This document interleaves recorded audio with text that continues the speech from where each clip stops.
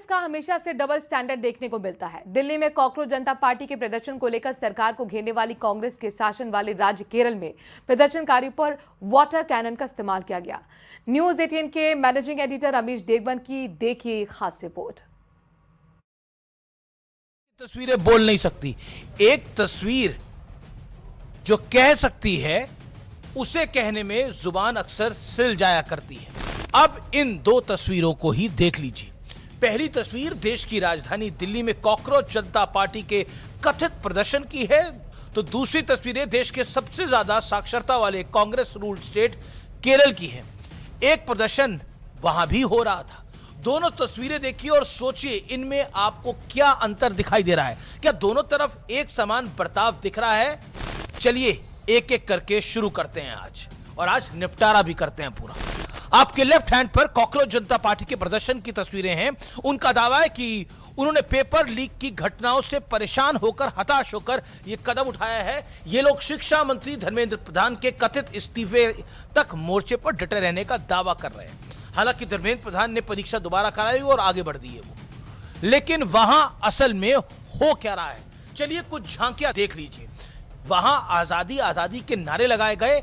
आजाद भारत में किससे आजादी पता नहीं, किसी को पता नहीं, but it certainly the trademark style of left parties protest.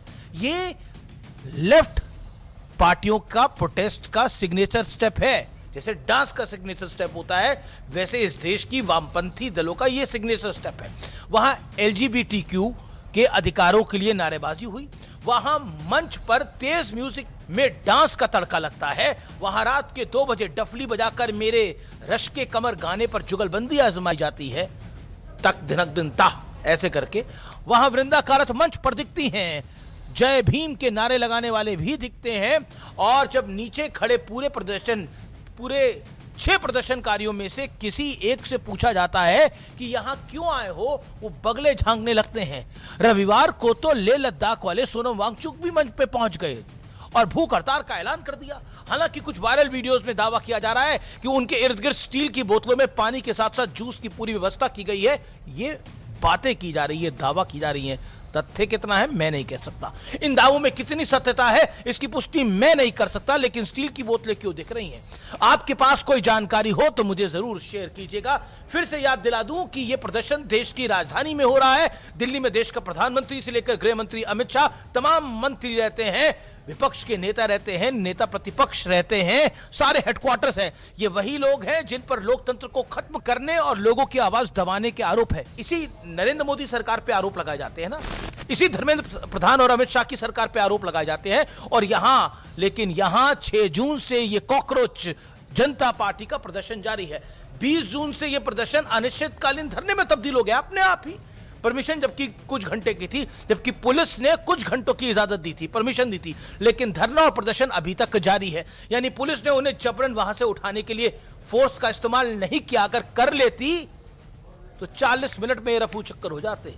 और कहने वाले कहते हैं कि मोदी राज में संविधान को खतरा है, लोकतंत्र की नींव हिल रही है, बोलने की आजादी छिन चुकी है। अब बोलने की और कितनी आजादी चाहिए? मंच पर सुनाने वाले 15 तो नीचे सुनने वाले 10 लोग होते हैं। उनमें से भी कभी कभी तो 7 और 8 लोग पत्रकार ही निकलते हैं। इसके बावजूद वहां से किसी को नहीं भगाया जा रहा। अब जो तस्वीरें मैंने शुरू में दिखाई थी उसके दूसरे हिस्से पर नजर डालिए। 22 जून को ही केरल में लेफ्ट पार्टियां कांग्रेस की नई सरकार के खिलाफ विधानसभा के बाहर प्रदर्शन कर रही थी। आगे क्या हुआ? आगे वही हुआ जो तस्वीरों में दिखाई दे रहा है। इनका स्वागत वाटर कैनन के साथ हुआ।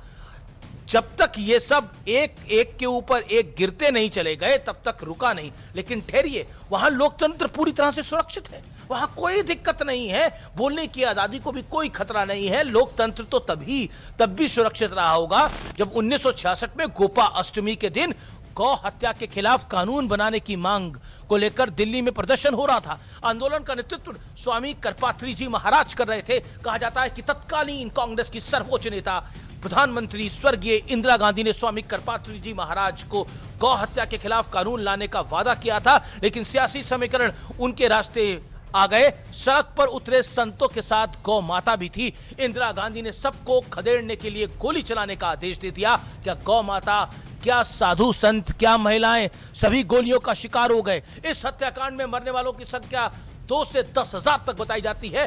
लोकतंत्र पर तब भी कोई खतरा नहीं था जब 30 अक्टूबर और 2 नवंबर 1990 में राम भक्तों पर इतनी गोलियां बरसाई गई कि सरयू का पानी लहू से लाल हो गया, लेकिन किसी को कोई खतरा नहीं दिखा। लेकिन ये कॉकरोच जनता पार्टी वालों को खतरा दिखता है। मैं आज की जेन ज़ी को कहना चाहता हूं, और बहुत कान खोल के सुनिए, आपको ये सुनना चाहिए, अपनी देश के बारे में जानना चाहिए। लोकतंत्र पे तब कोई खतरा नहीं था, अब खतरा है। घर में बैठ के इंस्टाग्राम में किसी को फॉलो कर लेने से कुछ नहीं होता है, लेकिन जो सत्य और तथ्य होता है वो प्रामाणिकता के साथ बताया जाता है। 4 और 5 जून 2011 की वो रात कौन भूल सकता है जब दिल्ली के रामलीला मैदान पर बाबा रामदेव का धरना चल रहा था, काले धन पर किरकिरी झेल रही उस दौर की यूपीए सरकार ने धरना खत्म कराने के लिए आधी रात को सोते हुए संतों पर, सोते हुए महंतों पर लाठी चार्ज कराया। मौन आंदोलन था। तब मनमोहन सिंह देश के प्रधानमंत्री थे और सोनिया गांधी सुपर पीएम कही जाती थी। उनके मीडिया सलाहकार संजय बारू ने अपनी किताब द एक्सीडेंटल प्राइम मिनिस्टर में दावा किया है कि प्रधानमंत्री भले ही डॉक्टर मनमोहन सिंह थे, लेकिन रिमोट श्रीमती सोनिया गांधी जी के पास ही होता था। यह दावा सच है तो बाबा रामदेव के धरने पर लाठी चलाने का आदेश सीधा क्या 10 जनपद से ही आया होगा। और समय का चक्र देखिए, आज उन्हीं के बेटे राहुल गांधी हाथ में संविधान की लाल किताब लिए घूम रहे हैं।